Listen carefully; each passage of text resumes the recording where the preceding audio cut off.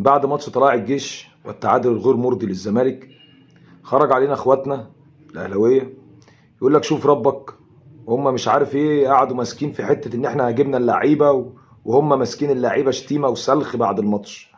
ايه علاقته؟ ايه علاقته؟ طيب انا عايز اعرف ايه علاقته وايه وجه التشابه هنا. انت فريق مثلا كاهلي فريقك كسبان 6، من قبل الماتش انت حضرتك جاي قاعد في المدرج بتشتم كهربا ومحمد الشناوي. افهمك في كهربا ضيع عليك بطوله وضيع ضربه جزاء وانفراد، حقك تشتمه، اوكي. لكن الشناوي تشتمه ليه؟ عمل لك ايه؟ ده كابتنك، كابتن فريقك ولاعيب محترم، ما عملش حاجه وليه رصيد عندك. وقبل الماتش كمان انت كسبت 6 وكملت هجوم، فده هجوم لازم يتشك فيه. بصوا مدرج الاهلي تحت السيطره، تحت السيطره. بص على الوشوش بتاعت العيال في المدرج، 15 سنه و16 سنه، كلها عيال سهل توجيهها. واحنا شعب زياط بطبعه، مش هتكلم على اهلاويه بس، احنا شعب زياط. لو 20 واحد ندوا يشتموا في الشناوي هيلاقوا 1000 معاهم في المدرج بيشتموا كده مجامله. يلا جبر خواطر، هشتم معاك عادي، يلا. فانا ما افهمهاش ولا حد يفهمها، شتان الفارق. انا فريق جاي اشجع، انا مثلا جمهور الزمالك جاي اشجع فريق وبشجع فريق طول الجيم، اللعيبه خذلتني وما كانتش على المستوى المأمول، فطبيعي جدا اوجه لها لوم وشباب وشتايم، ده حاجه صحيه. اما انت من قبل الماتش جاي تشتم وبعد الماتش كسبان 6 وبتشتم، لا انت كده مفيش وجه تشابه، مفيش وجه تشابه.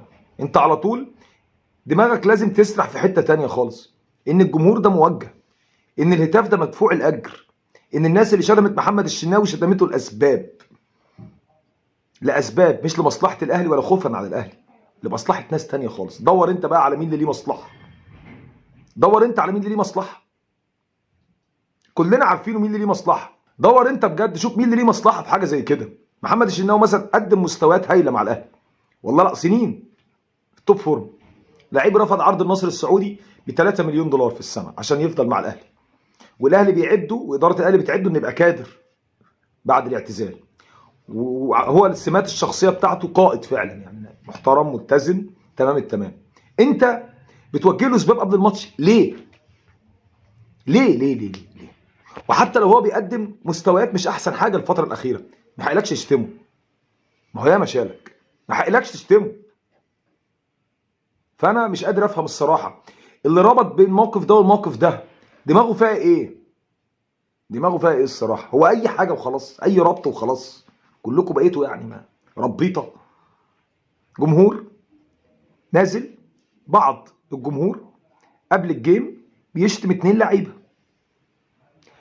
هخليني في محمد الشناوي لان متفهم الهجوم على كهربا ليه 50 سبب، لكن انك تيجي من بيتك داخل المدرج بدل ما تدعم فريقك وتقف معاه بتشتم كابتن فريقك، وبعد الماتش بتكمل وانت كسبان 6، ده انا افهمه ازاي؟ عكس جمهور تاني راح يشجع ويآزر اللعيبه خذلته شتمهم، حاجه مفهومه منطقيه جدا. فما تقارنش دي بدي. انت مدرجك كله اندر كنترول، تحت السيطره، مدرجك كله عيال صغيره سهل تسوقها، حاجه معترفين بيها. النموذج المحبب لاداره محمود الخطيب هو هذا النوع من الجمهور، جمهور تحت السيطره، يقول حاضر يقول نعم، اعمل كذا اعمل كذا اعمل كذا. خرجوا عن السياق ده والاطار ده هتلاقي هجوم عليهم، هيتم اتهامهم مش عارفه بايه وهيتم اتهامهم بايه، والامثله كتير، والامثله كتير. دينا شفنا الصحفي محمد ابو علي عشان قال خبر عمر كمال تفاصيله، حمله شرسه عليه. امبارح كان منزل بوست على الفيسبوك ان قناته على اليوتيوب بتتقفل، وجايب السكرينات، وقال بيتهم فيها رئيس المنظومه الاعلاميه في الاهلي جيم، الاستاذ جيم، الاستاذ جيم، وان هو بيحاربه باكل عيشه لمجرد ان محمد ابو علي الاهلاوي خرج عن السياق ده. كلكم ماشيين كده، كلكم تحت امري، كلكم تخدموا مصالحي، اللي يخرج فيكم كده ملوش اكل عيش. احاربك في رزقك، احاربك في اكل عيشك، اقعدك في البيت، هعمل معاك اللي انت ما تتخيله. ده نموذج الحكم المحبب لمحمود الخطيب، هو بيحكمش غير بكده، هي دي، هو دي دماغه. خليني برضو اثبت حاجه، انا شايف ان محمود الخطيب هو اقوى شخص في منظومه الكوره في مصر مبدئيا يعني. وبيقدر يعمل اللي هو عايزه. اوكي. والسمات الشخصيه والبوزيشن والوجاهه التاريخيه لانه كان لعيب تاريخي للاهلي، دي قدر يستفاد منها. لكن اللي وصله لدرجه التميز دماغه. هو شخص، طبعا انا لو اتكلم عليه في اي حاجه تانية هعدد لك مساوئه من هنا لبكره، لكن انا هتكلم في حته الكوره اللي انا الراجل بتكلم فيها. هو بيدير بالشكل اللي هو شايفه كويس بالنسبه له. تمام. انا اعترض، غيري يعترض، ده يعترض، ما هو مكمل. الجمهور سخنان، ههديهم. هنجيب بغداد، هنجيب تريزيجيه، هنجيب محمد عبد المنعم، هنجيب مش عارفه مين، هنجيب مين، هدخلكم في حين ومين وادخلكم في دايره مش هنخلص. هلفت نظركم عن الحته اللي انتوا شايفينها خالص، هوديكم حتت تانية. هو بيعرف يشتغل صح، جمهوره بيعرف يشتغل في الحته دي كويس قوي، وعنده رجالته وعنده منظومه.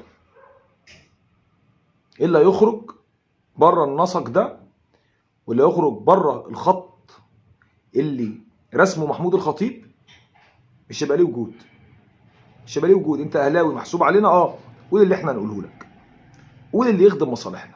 هتعمل لي فيها صحفي بقى ومهنيه والكلام ده وحياديه والكلام ده، مالكش عيش. وبطبيعه الحال الجمهور حبه عيال صغيره زي دي سهل جدا تنقاد، وسهل جدا ان انا اوجههم لسباب شخص معين زي محمد الشناوي لاخدم مصالحي. هل ده بقى لمصلحه مين؟ ده السؤال. اما موقف جمهور الزمالك موقف طبيعي ومنطقي بيحصل في اي نادي في العالم، ومفيش اي وجه تشابه بينه وبين اللي حصل في ماتش بلوزداد. انت كسبان 6، قبل الماتش انت بتشتم لعيبتك، انا جاي قبل الماتش بساند لعيبتي خذلتني والاداء كان زي الزفت، شتمته. بيحصل من قديم الازل، بتحصل. اما انت من قبل الماتش بتشتم وكسبان 6 وكملت تشتيم. فدي مش زي دي، لا يستويان.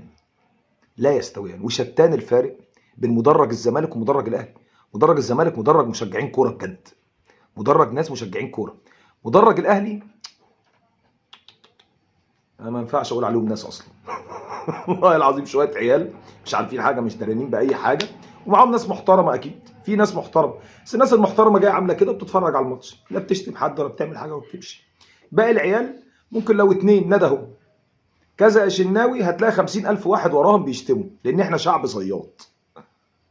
فانا الصراحه مش فاهم لحد دلوقتي الموضوع عدى ازاي، او ايه اللي هيتم بعد كده، معرفش.